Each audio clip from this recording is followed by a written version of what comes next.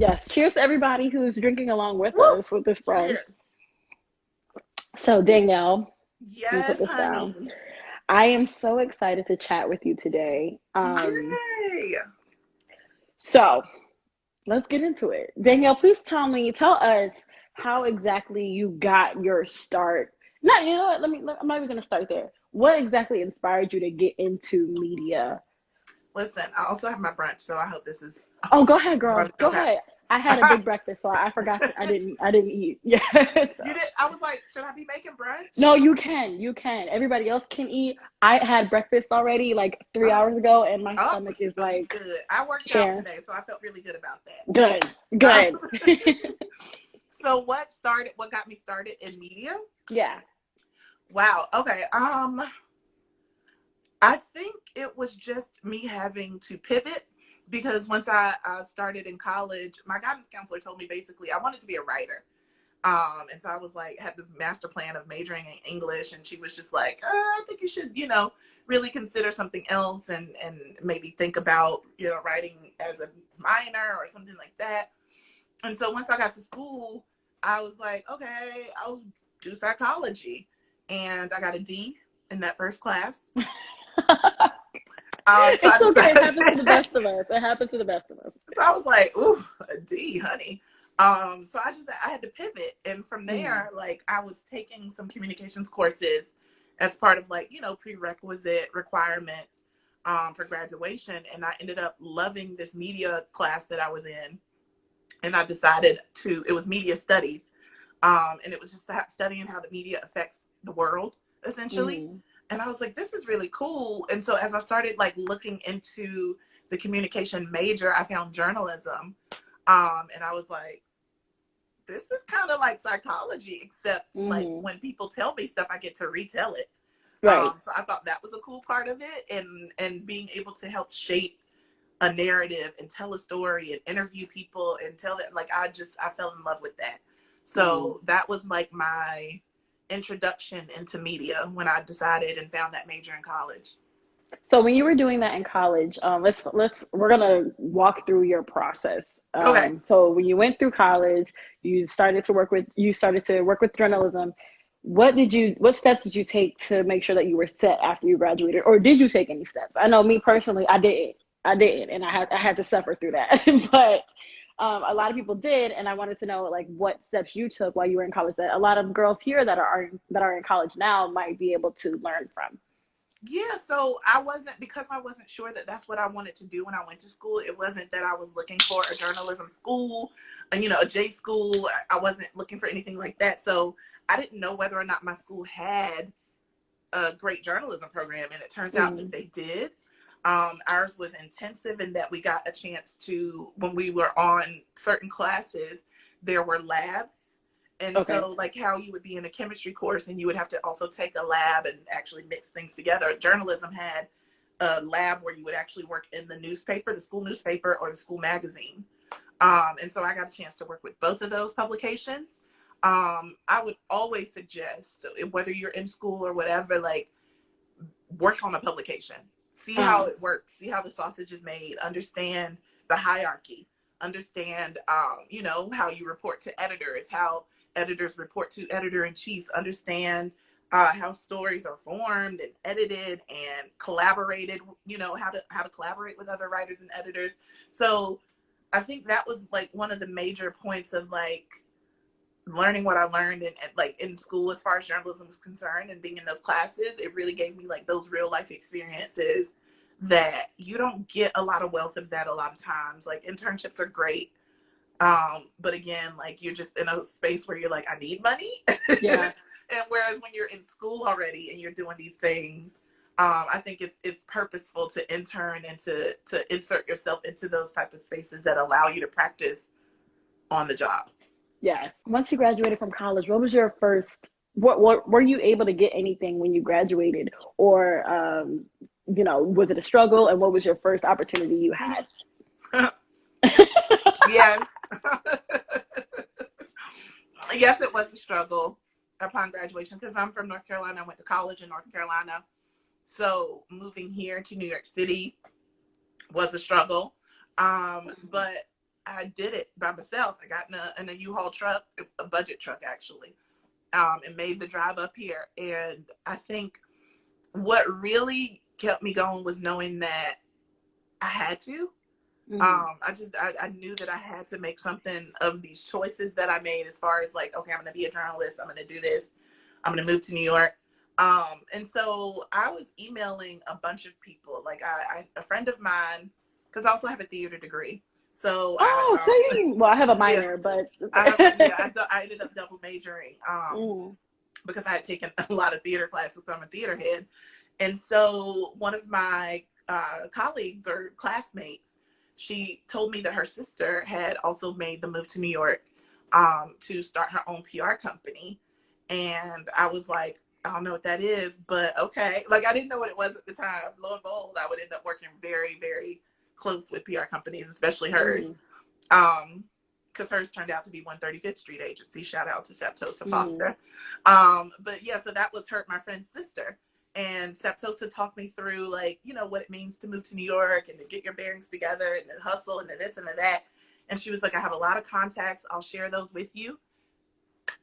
That was the most, I didn't realize how valuable and how rare that was for Septosa to literally give me all of her media contacts, every website, every magazine, and that she's ever had a relationship with. And it was like over 100 publications. So I emailed every last one of them.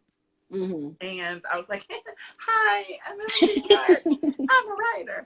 I got one response, and that was from Urban Latino magazine. I never heard of it. I'm not urban nor Latino. And I was like, I could do it. Shoot, I like Lumi D. I like Nina Sky. And lo and behold, I ended up interviewing both of them. Lumi D was actually my first interview for Urban Latino magazine. And then Nina Sky was my next one.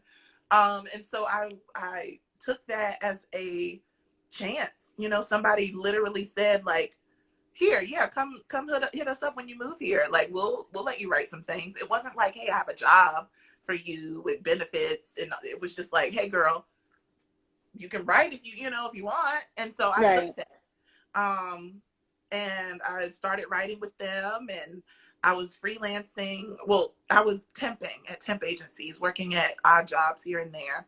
It ended up landing a receptionist gig where the woman that had the job decided she didn't want to come back. So I took the job. It was a 30K. It was a 30K a year salary reception job, but I sat right at that desk and I wrote for Urban Latino magazine. I did my interviews. I looked on Craigslist for writing gigs. At this time, it was 2007, 2008 area. So, like, it wasn't weird to look for writing gigs on places like Craigslist. And ED 2010, I used that as a source. And so I've ended up getting a lot of freelance opportunities, and I wrote right at my reception desk, and every opportunity led into something else. And also because I worked at that company, I had a really good email address. It was a PR company. So I used that email address to RSVP for parties. And that's where I would meet editors, and that's where I would meet people that worked at record labels and other public relations people. And I started to build a network and a friendship with these people. And that literally, everything that has happened for me in my career has been not only because of me and my talent, but also my relationships.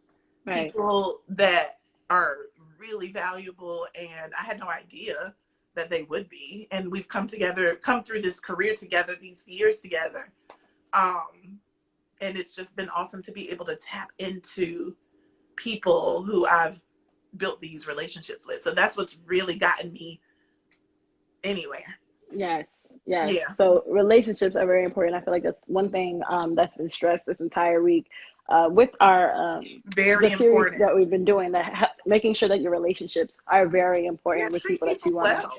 So when it comes to your work ethic, do you think that you have something different than other people that makes you stand out a little bit more? I think that people see that you're funny. You're hilarious. I've seen a lot of your work. I have humor. I do. You are hilarious, but your personality is huge. Like, you have a great personality, and I think that's one thing that, not saying that you're not great, like you're good at working, like you have great talent, but I think that your personality, I think personality takes people a lot of places, especially being, Yes. on air. So what do you think, that is that your one thing that maybe make you stand out from everybody else, or? Um, well, thank you. I'm actually really glad that I stand out. I do think that it is because of my personality. I do think that it is because I champion for Black people. And I'm steadfast in that. I also think it's because as a comedian, you kind of become a voice of the people. Like, think Mm, about the comedians that you like, your Dave Chappelle's or your Kevin Hart's or, your Wanda Sykes, whoever, right? These people are funny because you can relate to what they're saying. Like, you've been through it, that person they're talking about, you've experienced it, it feels familiar. So anything for me that's humorous um, has to have a connection to people and their experiences. So I think because I'm able to also bring that, I hear a lot of the times, oh girl, like, how did you know? Did they set up cameras in my house? I'm like that too. So I know that I'm doing something, especially when it comes to the comedy side, that is relatable. mm, As far as like content is concerned, I just feel like, I don't know, this Midas touch is real. I would hate, I don't want it to sound like I'm just so good. And it's because it's not, it's not that. It's just knowing what feels good. Like, there's a feeling for me whenever I sit down to do an interview, whenever I decide to have commentary around a certain topic, there's a mm. feeling that I get when I know I've got something. I don't know. It's hard to explain. I don't want it to sound all like, ooh, she gets a vibe. But it It's is like, okay. I do. I'm like, ooh, that's good. Oh, people Mm, would want to talk about that. And if it's something I want to talk about, other people want to talk about it too. right. So I don't know. I So you think, think you're more relatable? yeah, I think it's more relatable. I am super special. I'm not even gonna lie to you, honey. Okay, okay, you better let them But the know. God in me is real, Hmm. and it has created such a beautiful, abundant like vessel for myself to be. And so I'm just so glad that I'm able to step into that and to hold on to the responsibility of being a vessel and bringing joy to people, and knowledge and just good stuff. I just want to bring good stuff. I want people to know I was here. We were here.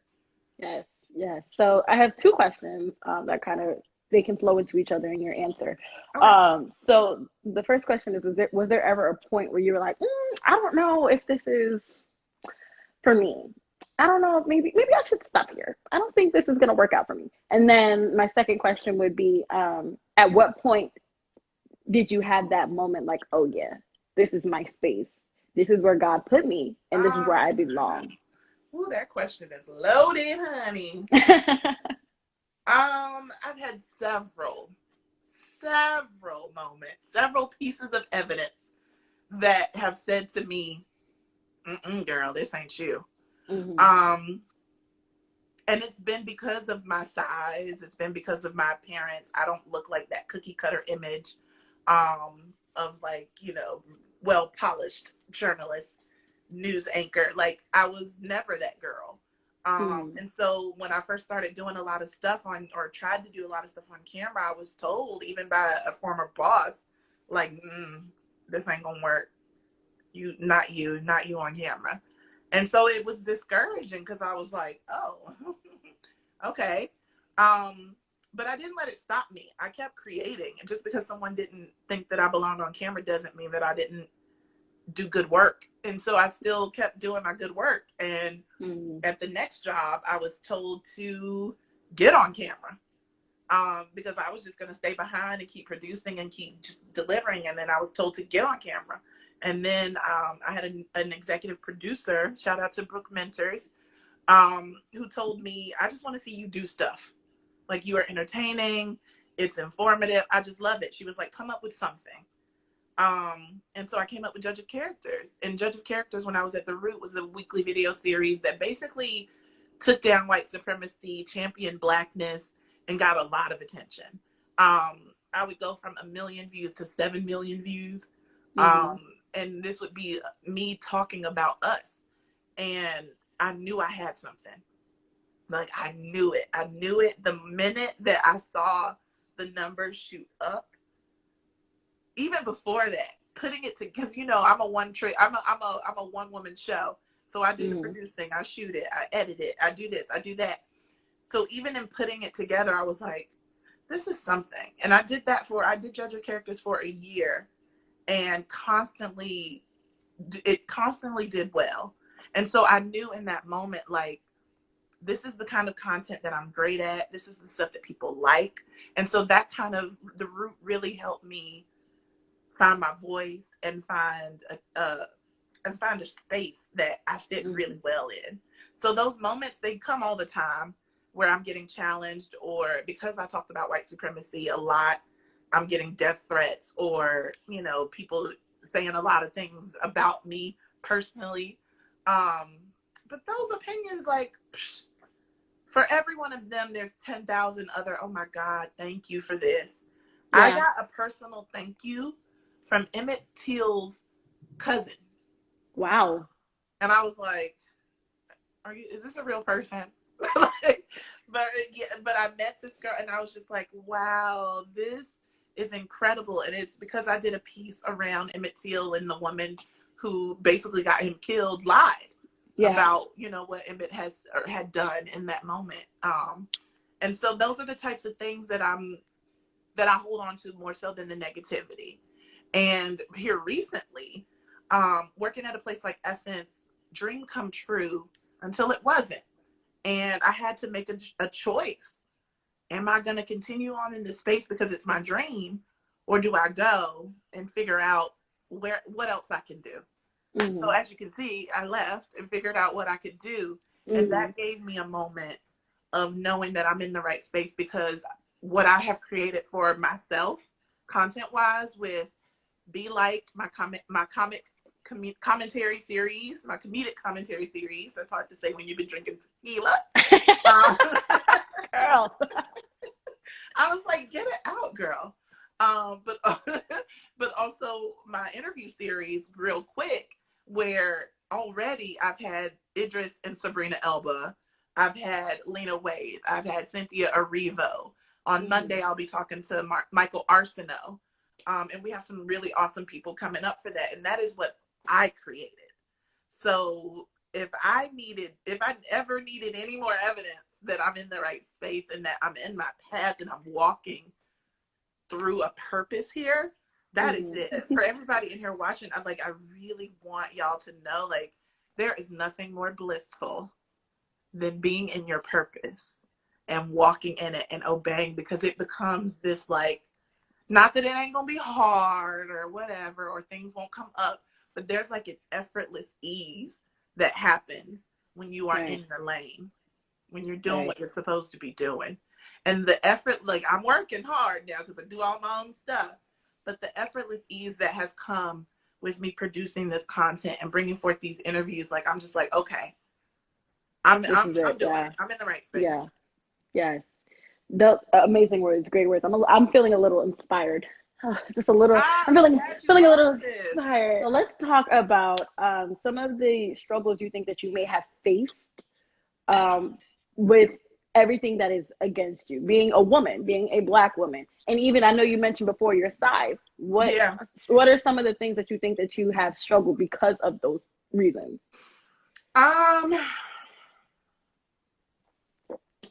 Struggled. If you have any. I mean, of course. I you know, it's been hard a lot of the times over the years watching legendary publications. I don't want to take that from them, but you know, like your Rolling Stones or your Vogues or whomever getting these really awesome, like, exclusives with Rihanna and all these awesome people, and they get to spend like 2 days with them and, you know, do these interviews. That doesn't happen a lot with Black publications. Like, when we get the people, we get them because they are promoting something specifically. They need to do these interviews for these movies or this TV show or that album or whatever.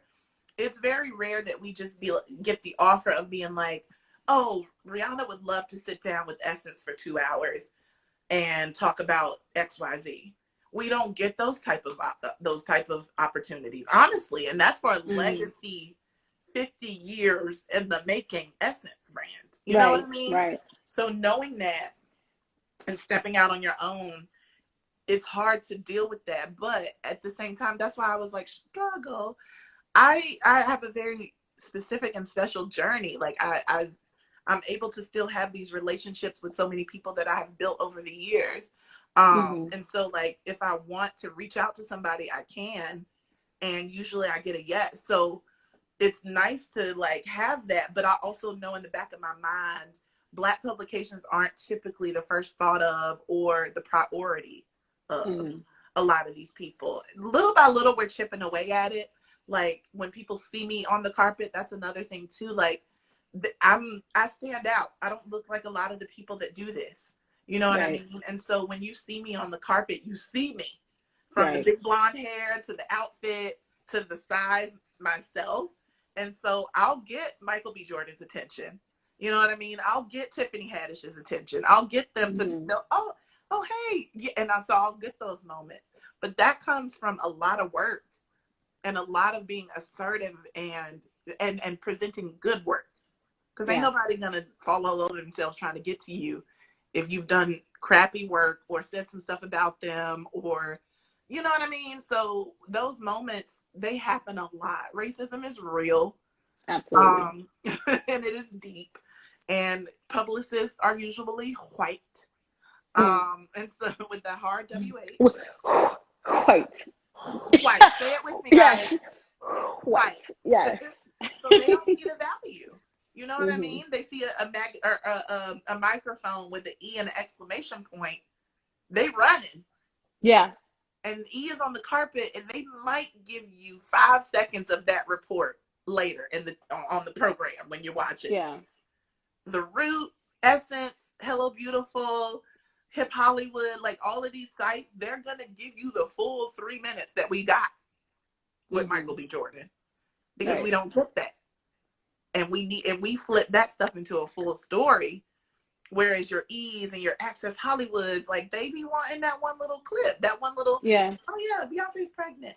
Like they don't want the full story. So like I be looking at them publicists like, y'all got to change how y'all value Blackness. Absolutely. Because for one, we are the culture. Let's not pretend like everybody's not studying us and regurgitating it, watering it Mm-hmm. down, giving us diet versions, gluten free. Yes. Yeah. Yeah. We are the culture. So you should automatically want to come to whatever blackitis.com, because that's going to be the people that push the culture forward and push the narrative forward and push the story forward in a way that he's just not going to do. But they Yeah. still, for whatever reason, see the value in the ease, in the accesses, in the people. They give them the exclusives. And you just be like, you couldn't hit us up. Right. We can go to that baby shower. Like, little things like that. So I really wish that people would be more thoughtful. Celebrities, their point of contact, PR, whoever it may be more intentional about giving Black publications exclusives, things that can gain them followers, things that can gain them clicks, things that will allow them to be the source. Because we deserve that. You don't want to take Absolutely. it to these other places. Like Black, we deserve to be the source. Yes. Absolutely. I And I hope I will answered your say question. that oh yes, you answered my question above and beyond. But I will Okay, say good. that it's definitely and I want to mention one thing when it comes to like red carpets and things of that nature. I want to definitely shout out to the celebrities that don't let their publicists take them straight Y'all, off the Michael B. carpet. Jordan kind of elbowed his publicist out the way because she was like, no, we've got to go inside. And he was like, No, I'm I going to do want to. Yes, that. yeah. I do have a lot of respect for celebrities that do that. I remember one time I did the World Pride grand opening ceremony at Barclays, and I wanted to talk to Laverne Cox, and Laverne's her publicist was like, "No, we have to go. We can't really do this right now. The show's about to start." And Laverne was like, "No, I'm gonna do this nice young Black queen right here." And I'm like, "Yes, thank you." Like, Those are it's the moments. important. Shout out to Laverne. Shout out to all the ones. Halle Berry, Michael B. Yes. Jordan, Winston Duke, Jamie Foxx. I'm calling out people who I love, but also people who I have personally witnessed stopped everything they were doing, no matter the show starting or whatever, and did the interviews. Shout out to Issa. Shout out to Lena and Melina. Shout out to Oprah, like Mm-hmm. Tyler Perry, Chadwick Boseman. These are people who you want to get, and Yes. everybody knows they want to get them, but those are the people that know their blackness and will give the black people their minute Yes. in their moment. Yes. So I like shout out to y'all. Staying and finding the time to stay consistent. I think my biggest travel goal is developing my best discipline. It's a good question. You ain't alone. Here's the thing. There's no such thing as finding time. Mm-hmm. Time is what it is. You need to find the motivation to do the thing. It's not that anybody doesn't have the time. You just don't have the energy or the strong desire to do so. Mm-hmm. Right now is a weird time. I don't want to speak too much on people's circumstances because I don't know what, if you are a frontliner, if you have to show up and work, if you, whatever you're doing, the world is on a pause. And even me, like I'm jobless. I'm doing my thing myself for Mm-hmm. myself. And I find myself to be overwhelmed. I even told you that, like, I'm doing this, I'm Yeah. doing that. I have to do this and that. But it's not even because all these things are coming at me and I'm just saying yes to everything. It's because I didn't do what I needed to do from 7 a.m. to 4 p.m. And so now I got a live at 5 p.m. and I'm mad because I got to stop and do this live. But I didn't Mm-hmm. do what I needed to do those hours before it. So it's also being honest with yourself and calling yourself out on your own BS. Like if you know that you just was sitting here biting your nails and watching Blackish, Mm-hmm. then you didn't do what you needed to do that day. Like take those moments, but also know like any time that you can contribute to your thing is valuable. Whether it be a 15-minute moment where you're like, okay, let me go ahead and at least just do quick research on how to get a new blog set up or how to start a podcast. Questions that I still get that I'd be like, for one, I don't even have a podcast. One is coming, but I don't have a podcast. Don't come to me asking me how to start a podcast. Google that. I don't know. Just Google that. Because people, that's one thing that I have also noticed, sis. People like to, and myself included, don't think I'm getting on anybody else and not getting on me, but people they like to say things and make that feel like they have done something. So like if I'm working out and somebody's like, man, I wish I was like motivated like that. I should have got up and worked out today. They actually feel good knowing that they said that. Like it does something in here that makes them feel like I've done a thing. And in Yes. real life, you ain't done nothing. So we got to stop making up stuff and lying to ourselves as if we're actually moving and doing and do. So my biggest, I guess, piece of advice in staying consistent is just doing it. You know how many times I don't want to shoot a video, but I know like I need to put this out. Okay, I did. Yeah. Like if I commit to a weekly schedule, I don't want to shoot after I finish with you. I just want to chill and drink my mimosa and lean back. But I Mm-hmm. put on makeup to be at this brunch, so I'm going to shoot a video today. I'm going to commit to that. Your commitment is everything. Your commitment to yourself, your integrity with yourself, and it's not like if you have a really big problem with keeping your word to other people, keeping your word to yourself, that's okay. It does not Mm-hmm. make you a liar. It doesn't make you a horrible person. It just makes you someone who does not have integrity with yourself. And that is not an easy thing to stomach. So in order to combat that, you have to build your own trust back with yourself. You have to build your own integrity back with yourself. Make a list of little things. You ain't got to save the world from the coronavirus today. Make a list. Make your bed. Get out of bed. Yes. Do something with your edges. Put some lotion on. Like it could be, and you're laughing, but these are small victories, right? So Mm-hmm. if the list is built of these things and you start checking them off, guess what you're doing with yourself? You're slowly building trust. You're slowly building your integrity with yourself. And that makes you proud of yourself. And when you're proud of yourself, the vibes. Like, Right. you know what I mean? When you are proud of yourself that you did the thing that you said that you were going to do, that is integrity. And nothing feels as good as integrity feels, especially within yourself. And nothing Mm-hmm. gets stuff done more than like having that integrity with yourself, pushing through with the littlest things on your list, and then just saying, like, look, I did what I had to do. And that allows you, when the big things come, it feels like the little things. Mm-hmm. It feels like making your bed when you get to that book proposal. It feels like getting out of bed when it comes to submitting that article to that magazine that you never thought you would do. It feels like making a coffee whenever you complete your resume or your deck or whatever you're pitching for people. You know what I mean?